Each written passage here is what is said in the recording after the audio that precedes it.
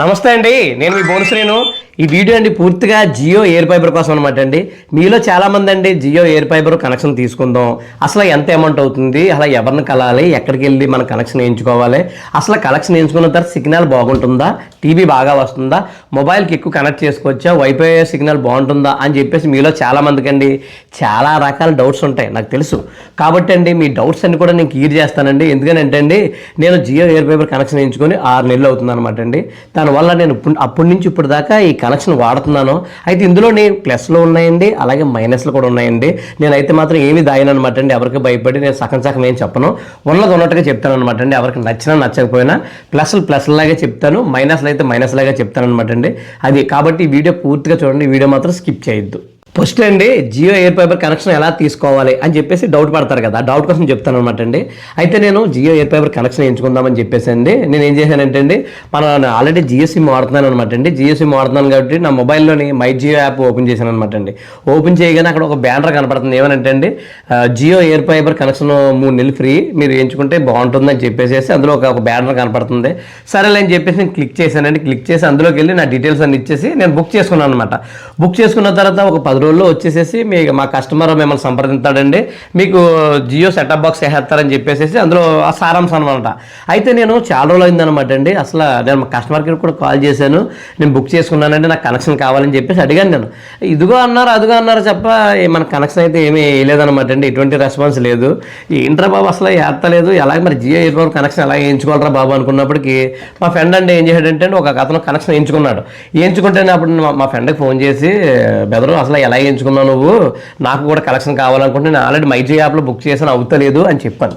చెప్తే తను అన్నాడు మైజీ యాప్లో బుక్ చేసుకుంటే ఏం అవ్వదు, మనం డైరెక్ట్ ఆఫీస్కి వెళ్ళాలని చెప్పాడు. సరే అని చెప్పి నేను ఏం చేయాలంటే మా దగ్గరలో ఉండి జియో ఎయిర్ ఫైబర్ ఆఫీస్కి వెళ్ళాను అనమాట అండి. వెళ్ళి అక్కడ నేను అడిగాను, అడిగితే ఎలా కలెక్షన్ కావాలంటే వేస్తామంటే ఒక 6 రోజులు పడుతుంది అన్నారు.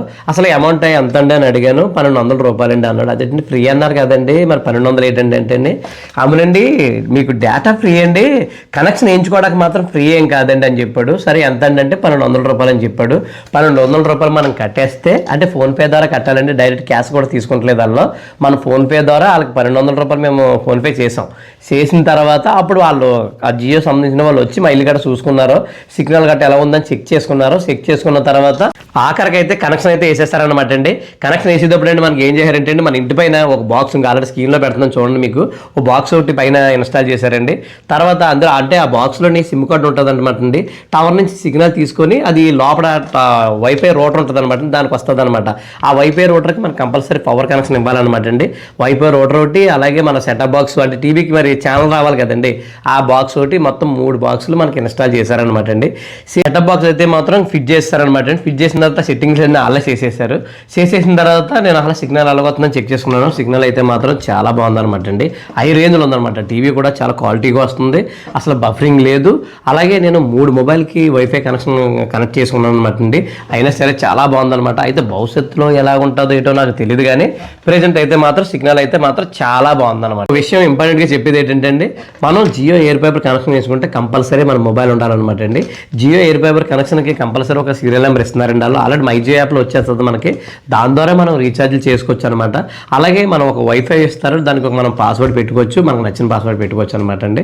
అది మనం ఎవరికి కనెక్ట్ అవ్వాలంటే వాళ్ళకి కనెక్ట్ చేసుకోవచ్చు అనమాట. మన వైఫై పాస్వర్డ్ లాక్ వేసుకోవడం చాలా ఇంపార్టెంట్ అనమాట. లేదంటే అందరూ వాడాలనుకుంటే స్పీడ్ తగ్గిపోద్ది కదా, మనకి యూజ్ ఉంటుంది. ముఖ్యంగానండి మీ అందరికీ చెప్పేది ఏంటంటే అండి, జియో ఎయిర్ ఫైబర్ కనెక్షన్ తీసుకోండి పర్వాలేదు, కానీ ప్లస్లు ఎన్ని ఉన్నాయో మైనస్లు కూడా ఉన్నాయన్నమాట అండి. మైనస్లు ఏంటనుకుంటున్నారు, ఒక్కోసారి అండి సిగ్నల్ ఆగిపోతుంది, ఎందుకు ఆగిపోతుందో దానికి తెలీదు, మాకు తెలియదు అనమాట అండి. అసలు 1 గంట 2 గంటలు అసలు సిగ్నల్ ఇటువంటిది రావట్లేదు అనమాట. వస్తే మాత్రం చాలా బాగుంటుంది, చాలా హై రేంజ్లో ఉంటుంది, మొత్తం అన్నిటికీ కనెక్ట్ అవుతుంది. కానీ రాకపోతే మాత్రం అసలు రావట్లేదు, ఒకసారి ఎందుకు ఆగిపోతుందో దానికి తెలియదు, మాకు తెలియదు. ఇంకో మైనస్ అనమాట అండి, మనం రీఛార్జ్ల విషయంలో మాత్రం చాలా మంది పొరపాటు పడుతుంటారండి. మీరు పొరపాటు పడకుండా ఉండడం కోసం నేను చెప్తున్నాను అనమాట అండి. ఆల్రెడీ మనకి రీఛార్జ్ ప్లాన్స్ ఎలా ఉన్నాయనుకుంటున్నారు, 599, అలాగే 899, 1199 ఇలా 3 ఆఫర్స్ ఉన్నాయన్నమాట అండి. ఈ 1 నెలకు అనమాట అండి ఆ ఖర్చు అంతానే. అయితే ఏంటంటే అండి నేను ఎంచుకున్నది ఎంతండి, 30 MB స్పీడ్ అనమాట అండి. మనకి 599 అని చెప్పారు, కానీ జిఎస్టీతో నాకు 700 అవుతుంది అనమాట అండి. 600 కాదండి, 700 అవుతుంది. అంటే మన ఫ్యాన్స్ అన్నీ కూడా ఫొటోస్ చూసామనుకోండి, అందులో అలాగ ఉంటాయి, ఎంత 599 అని ఉంటుంది, అంటే 600 రూపాయలనే ఉంటుంది. కానీ రీఛార్జ్ చేయించుకున్నప్పుడు మాత్రం 702 రూపాయలు 703 రూపాయలు కట్ అవుతుంది అనమాట అండి. అలాగే మనం 899 ఉంది కదండి, అది అంటే 900 అనమాట. ఆ ఫ్యాన్ మనం వాడుకున్నాం అనుకోండి 1000 రూపాయలు కట్ అవుతుంది అనమాట. అలా కాకుండానే 1199 ఉంది అంటే 1200 అనమాట. ఆ ఫ్యాన్ కానీ మనం వాడుకున్నాం అనుకోండి 1300 రూపాయలు కట్ అవుతుంది అనమాట. ఈ విషయాలు ఇప్పుడు దాకా మీకు ఎవరు చెప్పరు.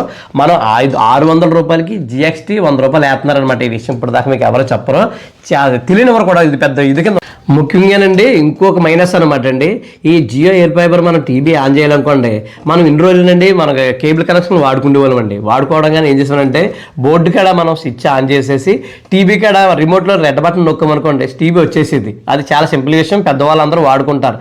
కానీ ఒక 50 సంవత్సరాలు దాటిన, ఒక 60 సంవత్సరాలు దాటిన పెద్దవాళ్ళు మాత్రం ఈ Jio air fibre TV on చేసుకోవడం చాలా కష్టం. నేను చూశాను, ఒక ప్రాబ్లం కాదనమాట ఇది. మామూలుగా పవర్ ఆన్ చేయాలి, రిమోట్లో నొక్కాలి, మళ్ళీ రెండో రిమోట్లో నొక్కాలి, టీవీ రిమోట్ నొక్కాలి, ఆ సెటప్ బాక్స్ రిమోట్ నొక్కాలి. అలా కాకుండానే ఒక సెట్టింగ్లోకి వెళ్ళి మనం ఈ ఛానల్ పెట్టుకోవాలన్నమాట. డైరెక్ట్గా మనం నొక్కేగానే వచ్చేవన్నమాట అండి. సెట్టింగ్లోకి వెళ్ళి మనం పెట్టుకోవాల్సిన జరుగుతుందన్నమాట. ఇదైతే మాత్రం చాలా పెద్ద మైనస్లో ఉంది. మామూలు మనం అందరం పెట్టుకోగలం, కానీ ఒక 60 సంవత్సరాలు దాటిన పెద్దవాళ్ళు ఉంటారు కదండి, వాళ్ళైతే ఈ టీవీ పెట్టుకొని చూడాలంటే మాత్రం చాలా ఇబ్బంది అనమాట. అసలు అవ్వదు. ఓవరాల్గానండి ప్లస్లో మైనస్లు అన్ని ఇయ్యానమాట అండి.